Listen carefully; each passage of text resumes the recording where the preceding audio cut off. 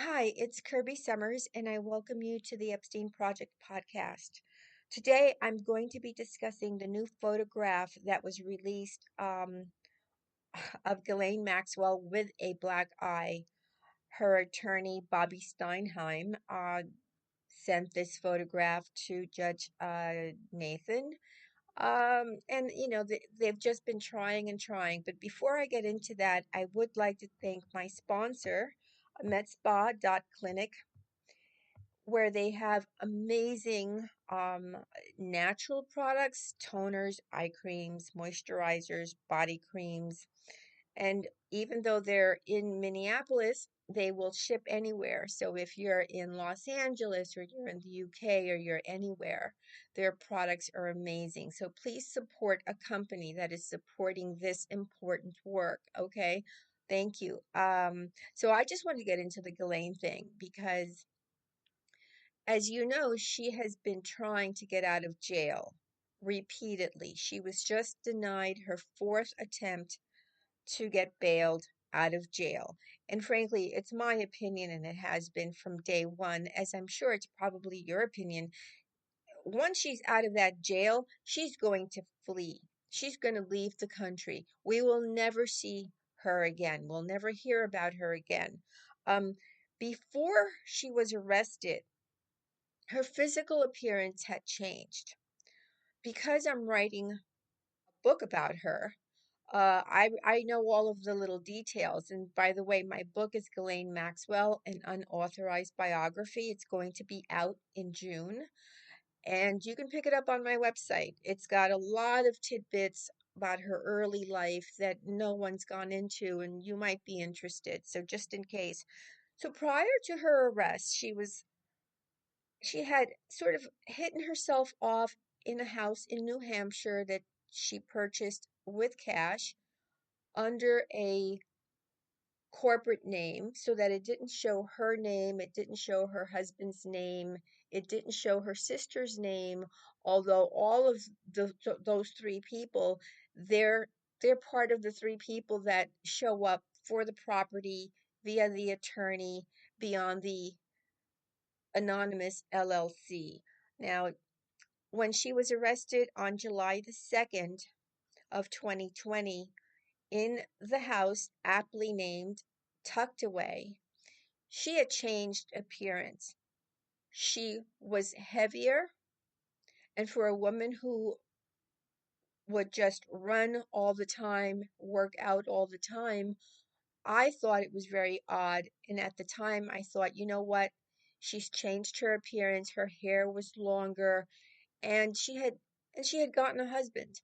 So that I was like, if she had not been arrested that day, she was ready to flee because she would have no longer been a single woman. She really was not looking like the Ghislaine that we all know, with the shorter hair and the thinner body. And she was going to flee. But now that she's in jail and she has not been successful in getting released, her appearance is changing again. She's very thin. And what's interesting is that for a vain woman, remember, Ghislaine Maxwell was never a beauty, but she prided herself and she believed that she was a very attractive woman. And with the money of the upkeep for her makeup and her hair, she made herself look attractive, and she wore designer clothing, and she sort of melted into the world of high society. And really, she was just the daughter of a criminal, right? A criminal and a spy. But in New York, new money is just as good as old money. And, I don't know how many people knew she was into child trafficking or the spying business, but she got away with a lot based on how she appeared to the public. So, what she's getting in jail is still better treatment and better terms than any other prisoner. The only reason there's a photograph of Ghislaine Maxwell that was sort of leaked to the public yesterday in a very dramatic fashion is because Ghislaine is the only prisoner who is allowed in-house visits by her attorneys. During COVID, no other prisoner is being allowed visits by their attorney, but she is. And her attorney, Bobby Steinham, took this photograph of her in jail. She did this because now they're really trying to manipulate the public sentiment. They're trying to make people feel badly for her because she has been nonstop complaining about her conditions in jail, and it's been a show, an ongoing show. So I don't know if you're familiar with um, a mob boss that lived in New York City. His name was Vincent I think it's Gigante. Yeah, Vincent Gigante. So Vincent Gigante was sort of at the head of the Genovese crime family, and when the when the feds were getting on to him, he started to wander the streets of New York City wearing a tattered bathrobe, slippers. He would urinate in public. People would say, "Oh, he's crazy."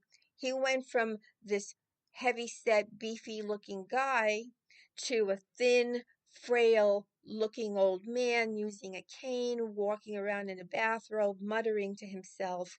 And he was able to pull off this this this fraud because he was still the head of the mob family.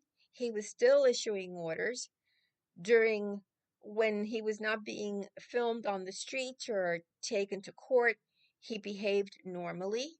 And I frankly, I believe that Ghislaine Maxwell is pulling a mafia Don trick. She is beginning to look older. I mean, she is older, but she looks, because of the weight loss, she looks a lot older than she's almost, well, she's 59 and she'll be 60 in December, but she looks a lot older than most 60-year-old women that I know. And again, I think that what this is telling all of us is that there's not going to be a trial. There's going to already they're trying to postpone the trial. It's scheduled for July 12th of this year. That's not going to happen. They've already tried to say, hey, we're not going to be ready. We have too many documents. We're going to have to do this maybe in July. I'm sorry, maybe in January of 2022. But the way this is going, uh, I don't think that's going to happen at all. This is going to go sideways. I was having a conversation with Ryan Dawson the other day, and I basically told him the same thing. I said, hey, this is going to go sideways. I don't think we're even going to have a trial behind closed doors the way we did um, with sort of the drug czars, or even, a situation where there is national security, because let's keep in mind that Jeffrey Epstein was an intelligence asset. Don't forget Alex Acosta's statement. Ghislaine Maxwell is also an intelligence asset. And the men that were exposed in this child trafficking ring, the blackmail ring, are the most powerful men in the world. You've got Prince Andrew, Bill Clinton, Donald Trump.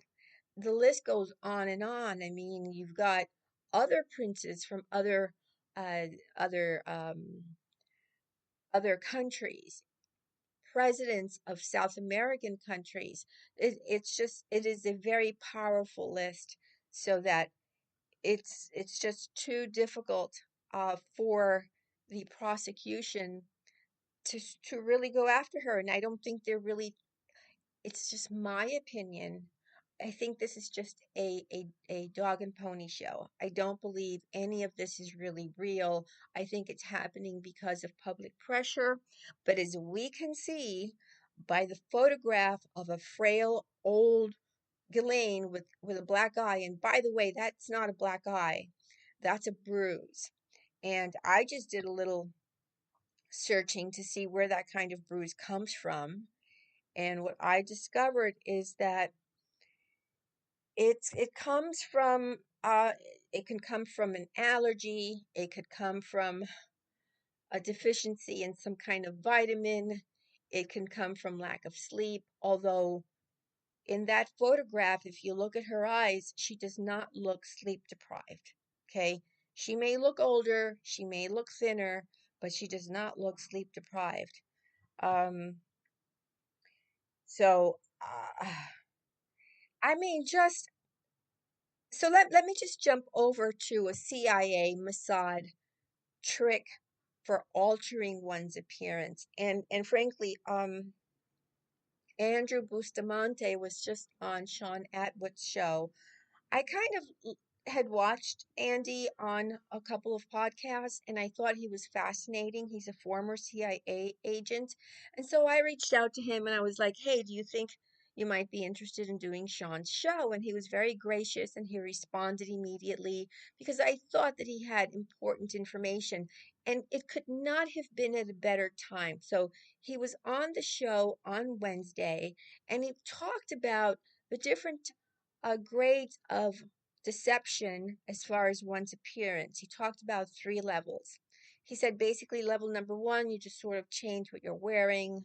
You know, you can change it out. No one's going to really notice you, you know, and that meant wearing maybe a sweater with a hood, something like that. The second phase was if you're going to go into a long-term assignment, maybe an assignment for 6 months or more, you change your appearance. And how do you change your appearance? You either gain weight or you lose weight. You either grow your hair out or you shave it off if you're a guy. If you're a guy, you grow a beard, right? And you can go and live as a different person who nobody will recognize. And you can alter this appearance and it's a spy trick. And you know, I've written about the fact that Jeffrey Epstein was friends with David Copperfield and other magicians. In fact, Alan Ace Greenberg was a magician as well. Um, the CIA, the Mossad, they hire magicians to teach them tricks. And Copperfield was a friend of Epstein's. There were phone records that were taken from his Palm Beach mansion when it was raided back in 2005, 2006, and it showed that David Copperfield would call him occasionally and, you know, he showed up at a Victoria's Secret event. And there's at least one photograph where all of these people are in the Victoria's Secret audience. It's just mind blowing to see all these people. In any event, that's a trick, and these are just visual devices to fool the public. Well, we've all been on top of the Ghislaine Maxwell story for a long time, so I don't think they're going to do anything to fool us. Now, I'm hoping that our support of the victims of Jeffrey Epstein and Ghislaine Maxwell has gone mainstream, although mainstream media is really not covering this case. This is the perhaps the biggest case, the biggest criminal case, not just of our lifetime. You know, one of my followers said it's probably the biggest criminal case in history. It's probably true. You know, I don't know. I mean, it's pretty big. It is a spying case. It's a honey trap case. It's a blackmail case. Ghislaine Maxwell's father, Robert Maxwell, is a known Mossad agent. Jeffrey Epstein would tell people, "Yeah, I work for the CIA." And he got lenient treatment. And so um that's what's happening here. Ghislaine Maxwell cannot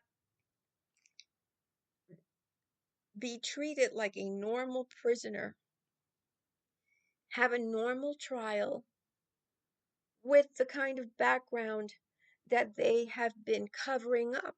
The reason that Ghislaine was not arrested with Jeffrey Epstein in 2007 is because of this ongoing cover up.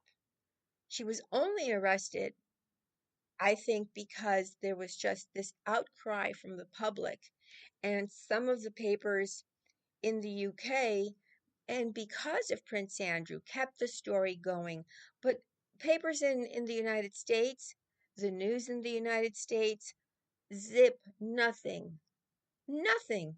So that and you it's sort of like if you connect the people who own the media outlets, they're all connected to Ghislaine Maxwell, her father, Jeffrey Epstein's friends. It's like one big happy family, all hiding what's going on behind the scenes. And so yeah, she's pulling a stunt. It's just a matter of, will the judge sort of try to intervene? I don't know that she necessarily, Judge Nathan, is the person who has full control over this trial. What she did order is she did request of the guards um, if she could be given an eye covering, because Ghislaine Maxwell is complaining that a flashlight is being shown into her eyes every 15 minutes, and she claims that that's how she got this bruise on her eye. However, when the guards wanted to know how she got a bruise, Ghislaine Maxwell was like, I don't know. And so the guards are basically saying, hey, if you can't tell us how you got that bruise, we're going to put you into the secure housing unit. And so that's an isolation facility inside the prison. So that if she can't respond, because she keeps claiming, oh, well, I'm being treated terribly. Well, but honestly, she's not. She's got the entire second floor. She has access to two computers. She has the ability to call. She has a private phone. She can call whoever she wants, whenever she wants. She can do video conferencing. I mean, she has a private bathroom, which she doesn't clean apparently. She doesn't flush the toilet, and even that, she got upset that the public found out about it. She has the ability to have her attorneys come to court. I'm sorry, go to the jail and speak with her and even take photos of her so that the public can be take pity on her. Well, I have news for everyone. Nobody is feeling sorry for Ghislaine Maxwell. From the time I posted this photo yesterday, possibly, I don't know, maybe 6 o'clock in the evening on Thursday, and I just looked around the internet and looked at Twitter, and other people had posted it. The comments are scathing.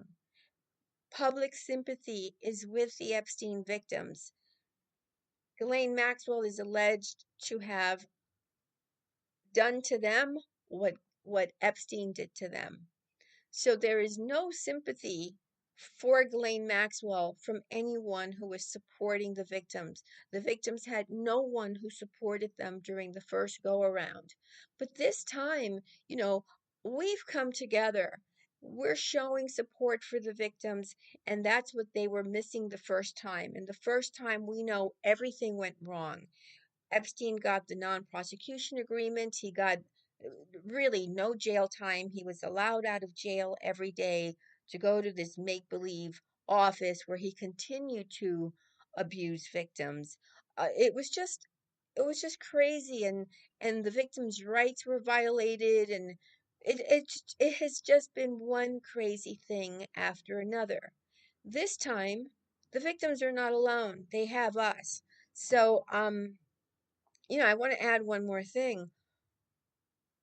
Ian Maxwell has been very vocal, and he issued a statement, and I would like to read that statement to you. He wrote, I am shocked my sister's guards didn't immediately refer her for proper medical care. Instead, they bullied and harassed her, effectively blaming the victim. The simple solution is to review the round the clock security camera footage to see what may have occurred. Apart from whatever happened in this house of horrors, I can report that Ghislaine's family and friends continue to support her. We are confident once this is over, it will be the prosecutor who has a proverbial black eye. I found this statement to be quite appalling because he is using the same terminology that the victims have used about Ghislaine Maxwell and Jeffrey Epstein. House of Horrors has been a phrase used by the victims to refer to the multiple places that Jeffrey Epstein called home and what happened to them in these different homes. And as far as blaming the victim, that's exactly what happened during part one. And still, I see some people are so rude and they're still victim shaming. Ghislaine Maxwell is not a victim, period. So, Ian, I'm sure you're listening. Your sister is not a victim. She is the villain here. If we're going to stay with your choice of the letter V, let's do that. She is a villain. She's not a victim. So your sister, she's not at a spa, she's at a jail. And that's what happens when you're in jail. You commit a crime, you know she's going to get out. You know she's going to continue to behave irrationally. This new weight loss is probably going to mean that there's going to be no trial. So, bravo to you, Ian Maxwell, and the Maxwell family. You know, your sister probably will escape, will get off without doing any time. I don't think they're going to be able to pull another Jeffrey Epstein where he's going to, sort of be suicided in the jail cell. I think that your shenanigans, your trickery, your manipulation is probably working to the detriment of the victims. So, I always get so worked up talking about this case. It's certainly unfair. Uh, However, we're wise to all of your tricks. These are not new to us. So anyway, if you've been listening up to now, remember to like the video, subscribe, follow me on Twitter, leave a message, leave a comment in the comment section below. Tell me what you think. This is just crazy. Every day this woman has something else up her sleeve. Oh, and remember, she's trained. She is a trained, almost like if you were in the Israeli army, when you're a woman and you are 16, you're required by law to go into training. Ghislaine Maxwell has military training, so she is not a normal woman pulled off the street, 59-year-old woman like they're trying to make her look like. She is trained for combat. She flew helicopters, submarines. And she used to work out every day. And sorry, I'm not buying the frail routine. And I suggest we all keep our eyes open, but we keep the pressure on. We demand a trial. We demand this goes before a judge. We demand that maybe there's a jury. We demand a real due process of court. We can't let Ghislaine Maxwell get off. And if they have to bring in the names of Prince Andrew and Bill Clinton and the rest of them, then you know what? That's what they should do. If the CIA and Mossad have messed up, well, it's time they get caught. I'm tired of the Iran Contra type thing or of somebody like Bill Barr continuing to be someone who was just he blocked everything, right? No, you can't really investigate Ronald Reagan. No, you can't really investigate this. No, you can't really look here. No, there has to be transparency, and the time for transparency is now. Oh, wait a minute. One more thing. In closing, Joe Biden is Ghislaine Maxwell's friend. I have been saying this for a very long time. Who did Joe Biden make his Secretary of State? Antony Blinken. Tony Blinken. Who is Tony Blinken? Well, Ghislaine Maxwell's father, Robert Maxwell, had an attorney, a very trusted attorney named Samuel Pizar. Samuel Pizar wasn't just an attorney, he was an attorney that he spoke to about Mossad matters, about things, all things Israel, all of the things that he was doing, all of his spying activities. So on November 5th, 1991, when Robert Maxwell fell or was pushed off the Lady Ghislaine, the last person that he spoke to on the phone was Samuel Pizar. Samuel Pizar married Antony Blinken's mother, so that is his stepson, who becomes Secretary of State under our dear friend Joe Biden, Robert Maxwell's attorney's stepson. That's how close this family is. And I'm going to take it a step further. Samuel Pizar had another child, Leah Pizar. Who is Leah Pizar? Well, you're going to have to look for it in my tweets, and I've got another video, and it's also in my book. But Leah Pizar worked for Bill Clinton at the White House. Okay, so that the White House has been infiltrated by Robert Maxwell's Mossad attorneys' kids. I mean, it's crazy. So yes, she has friends inside the White House on every level. Um, oh, and the last thing I'll say, and then I'll just wrap this up, is that when Betty Maxwell became a widow and she was distraught and she didn't know what to do or who to call, she called Samuel Pizar. It was Samuel Pizar that arranged for that funeral for Robert Maxwell in Israel, arranged for this heroic send off, arranged for him to be buried at what, Mount Olive in Jerusalem. It was That's who arranged that whole thing. How did he arrange it? Well, guess what? He has to be another insider, right? Okay, well, I think at this point, I'm just going to say I'm done here because I'm just getting angrier and angrier. This is a very emotional thing to be doing, to be part of the darkest crime, and to see how they're trying to manipulate the public. It is just pure evil. Okay, well, it's Kirby for the Epstein Project podcast. We'll do this again. Have a good day. Bye.